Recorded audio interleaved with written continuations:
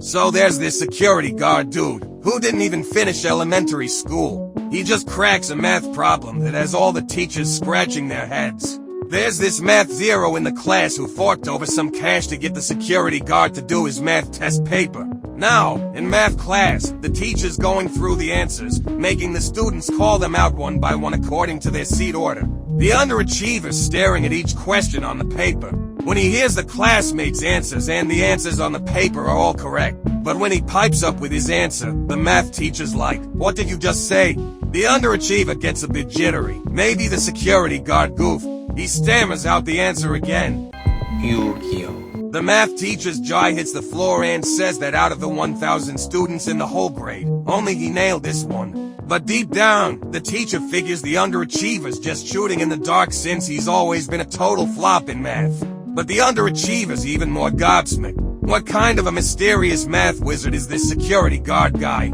And that's not all. This security guard fella even transforms the pie into a piano score. By matching the numbers 1 to 7 with do, re, mi, fa, sol, la, ti, he can whip up a wicked piano tune. And in this very math class, the teacher's explaining the wrong questions on the students' test papers. Right then, the underachiever spots that the teacher's answers are way off from what the security guard wrote. Now he's feeling like he's on top of the world and shoots his hand up. The teacher thinks he's got a pee and tells him to scram. But the underachiever blurts out that the teacher's got it wrong. The teacher's first like a deer in the headlights and then motions for the underachiever to come up and school him. The teacher looks all cool and collected on the outside, but on the inside, he's fuming like a volcano about to erupt. A lousy student's got the nerve to question his expertise. He's dying to see what kind of wild stunts this underachiever's gonna pull.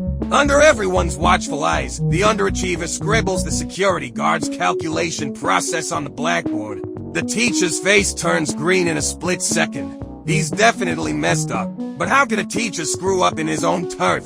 This is a total faceplant moment. The math teacher, after giving a wrong answer, starts to make lame excuses and insists that the underachiever botched the number substitution and scrawls a big fat X on the blackboard.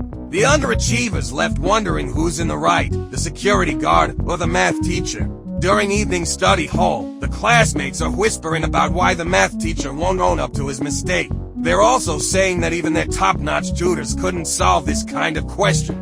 The underachiever's light bulb goes off in his head and he realizes the security guard's a bona fide math genius. Jiwoo grabs the math test paper and marches up to the security guard to call him out, asking him why he's a security guard when he's clearly a brainiac. Well, he gets shown the door pronto. Turns out the security guardly keeps the campus safe during the day and secretly hones his Sudoku skills in the security room at night. He's been at it for 50 years. But here's the kicker. If Lee's only into Sudoku, there's no way he could ace the senior year math questions. And the high school Jiwoo goes to is the cream of the crop. All the students here are the sharpest tools in the shed and loaded with cash too. The questions are like climbing Mount Everest. So Jiwoo's got some serious subject imbalances and has been failing math year in and year out. In this top-notch private school, if you flunk the exams, you gotta hit the road. Jiwoo's family is dirt poor. His dad passed away way too early, and he and his mom are barely scraping by. There's no way they can afford tutoring. The classmates in his class see him as a poor, dumb schmuck and don't even give him the time of day. But the math teacher couldn't care less about all that. Jiwoo's dragging down the class average, so the teacher suggests he transfer schools. Jiwoo's fuming mad and swears he'll score a perfect 100 in math. After that, he's either lugging around test papers or textbooks and hounding the security guard with questions every single day. But Lee's giving him the cold shoulder. Jiwoo's a bit short on cash for living expenses lately and can't cough up the tutoring fee. All he can do is help Lee clean up the campus after school, hoping to trade some elbow grease for a learning chance. But Lee still acts like he doesn't exist. Jiwoo can't figure out why he's so heartless. Just when Jiwoo's about to throw in the towel, Lee overhears the math teacher saying he's as poor as a church mouse and might as well start bussing tables at a restaurant. For some reason, that makes Lee think twice. He turns around and hands Jiwoo an address. It's the school's abandoned science classroom. He tells Jiwoo to bring him a carton of strawberry milk every night after class as tuition for the tutoring. Jiwoo's over the moon. The next night, he shows up at the science classroom right on time. This security guard turns out to be a math whiz, but he starts Jiwoo off with a grade school math problem. He draws an isosceles right triangle on the blackboard, labels the three angles of B and C.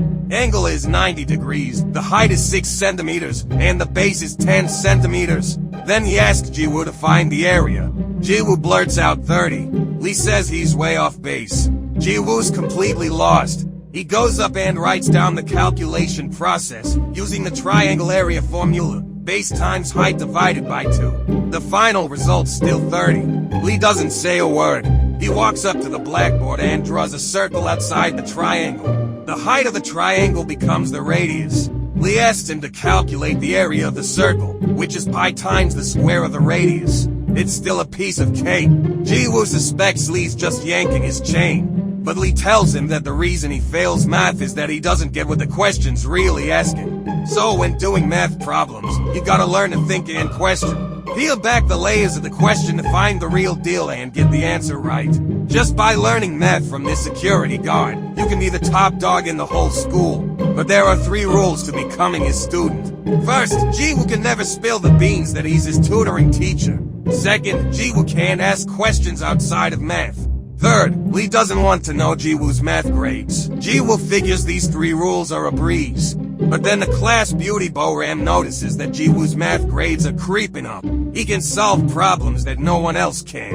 What's even weirder is that Jiwoo buys strawberry milk every night after evening study hall. One day, Boram tails Jiwoo all the way to the science classroom. She sees the problems on the blackboard and Leanne immediately puts 2 and 2 together. Jiwoo quickly explains to Lee that he didn't blab. Boram pipes up and says good stuff should be shared and she wants in on the lessons too. And Lee just says yes and makes her swear to keep it under wraps. Jiwoo's ticked off. He had to jump through hoops to get Lee to teach him. But Jiwoo doesn't know that Lee, seeing him all alone all the time, wants to help him make a friend. This security guard dude can solve competition math problems that even the math teacher can't. Recently, there's a math competition. If you snag the first prize, it gets added to your college entrance exam score. For Jiwoo, it's like a life preserver. He's gotta win that championship. But the competition problems are no joke. The daily practice has him pulling his hair out. He can't even make heads or tails of the questions. Lee tells him to treat math like a pretty girl. Don't be all gloomy. But Jiwoo thinks math is his sworn enemy. So Lee fills a whole page with the pi number. Then he and Boram sit down at the piano and say 1 to 7 represents do, re, mi, fa, sol, la, ti. Lee starts playing first, and the soothing piano music flows from his fingertips. Boram's a bit blown away. She didn't expect using the pi as a music score could sound so good. She jumps in and follows Lee's rhythm. The amazing 4-finger rhythm grabs Jiwoo's heart in an instant. He never thought math could be this beautiful. With this fun interest-boosting class, Jiwoo heads to the competition full of confidence. It's so unfair that people can buy exam questions with money. Right in the middle of the exam, Boram is staring at the test paper, with an expression of disbelief and anger on her face. Then, without even writing a single word on the paper, she storms out of the classroom, because she realizes that she did this very same test paper in a tutoring class just 2 days ago. Thinking about Jiwoo's hard work these days, Boram immediately feels that this act of leaking exam questions is truly shameful. So she anonymously reports this matter to the school, which catches the high attention of the Education Bureau. The principal gets furious when she hears the news and demands that the math teacher immediately find out who leaks the questions. But the math teacher's expression is clearly flustered. Why? Because it's he who runs the tutoring class. It's he who takes bribes from these parents and leaks the questions to some of the students. Of course, the math teacher isn't going to admit it. So he's planning to find a scapegoat. Coincidentally yesterday, Jiwoo, to thank Lee for the interesting math lessons, goes to the teacher's office to print out a math paper and gives it to Lee. The surveillance camera just happens to capture Jiwoo's figure. And since Jiwoo gets a full score in this competition, the math teacher completely loses his integrity as a teacher and smears dirt on Jiwoo. He accuses Jiwoo of stealing the test paper to get a full score and says that as long as he transfers schools, the school won't give it demerit. But Jiwoo firmly states that he'll never admit to something he doesn't do. Meanwhile, this security guard is such a studious guy. To understand the math paper, he goes to the bookstore and buys a whole bunch of reference books. Who would have thought that a passerby recognizes his identity? Turns out that Lee used to be the smartest math PhD in North Korea. Back then, North Korea wanted him to provide calculations for the military regarding gunpowder. That is, to achieve super high explosive damage with the least amount of gunpowder. Lee thought it was too dangerous, so he secretly brought his son and came to South Korea. Without an income source, Lee starts to prove the Riemann hypothesis. This is an extremely difficult proof problem in the history of mathematics. Nobody has been able to prove it, but Lee chooses to take on this high difficulty to give his son a good life. However, as a result, he loses the time to be with his son, which leads to a breakdown in their father-son relationship. His son blames him for divorcing his mother because of his obsession with math research, which shatters the family. Then, his son secretly tries to cross back to North Korea in the middle of the night. Unfortunately, he's mistaken for a spy and is shot dead on the spot. Lee is filled with remorse, and strawberry milk is his son's favorite drink. So he drinks strawberry milk every day to remind himself not to get obsessed with math again. Oh my god, this security guard is actually a genius mathematician. After his identity is exposed, the media starts reporting on it like crazy. Ji-woo is shocked to the core in his heart. He immediately comes to ask Lee, "Are you really that math genius who wants to prove the Riemann hypothesis?" Lee gets excited all of a sudden. He grabs Ji-woo by the collar and tells him tremblingly, "Never touch the Riemann hypothesis in the future. You got that?" Because at this moment, Lee has already regarded Ji-woo as his son. He doesn't want Ji-woo to abandon his family for math someday in the future. More importantly, he has already proven the Riemann hypothesis long ago. Now that Lee's identity is exposed, both the South Korean and North Korean governments send agents to capture him. Because there's a lot of military secrets involved in the proof method he uses. Lee has no choice but to flee. While he's on his way to leave, Bo-ram learns that her act of reporting has made Ji-woo take the blame. She immediately calls Lee and asks him to come forward and testify, but Lee can't stay any longer, and with Lee's departure, Ji-woo is heartbroken. He decides to take the blame and transfer schools and leave this place. The math teacher sells the exam papers to rich parents and makes the students take the blame. Just as Ji-woo is dragging his luggage and is about to drop out of school, Bo-ram suddenly shows up.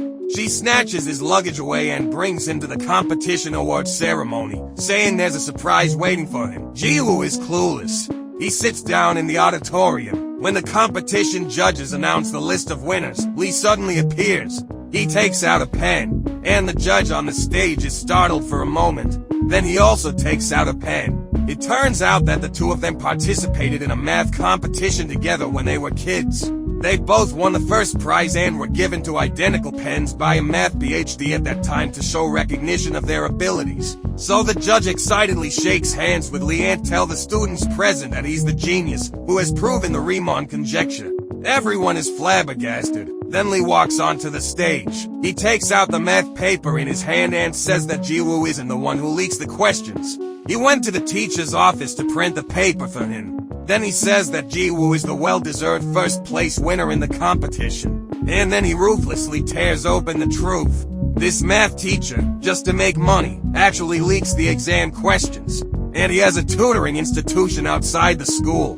If you just search for it, you'll definitely find the forwarding records of the competition papers. The math teacher panics the moment his hypocritical mask is torn off. He immediately flees the awards ceremony, but as soon as he goes out, he's caught by the police right away. At this time, Lee suddenly chokes up and says, "My son lost his life and a great future because of my neglect. So I'm standing here now because I don't want Ji-woo to lose his passion for math because of this false accusation. I hope he can carve out his own brilliant future and strive for a bright tomorrow." Ji-woo is moved to tears when he hears these words.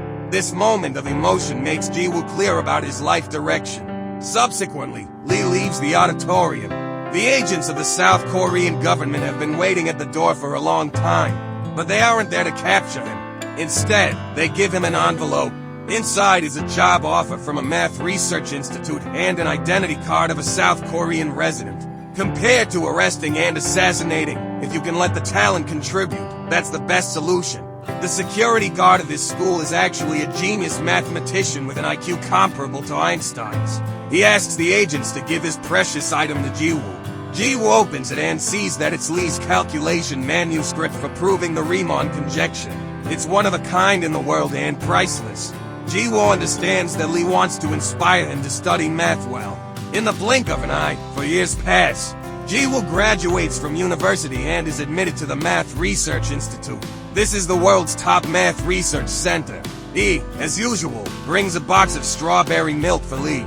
The two of them are just like in their senior year of high school, calculating formulas in front of the blackboard. Only this time, they aren't teacher and student but partners. This movie is called In Our Prime.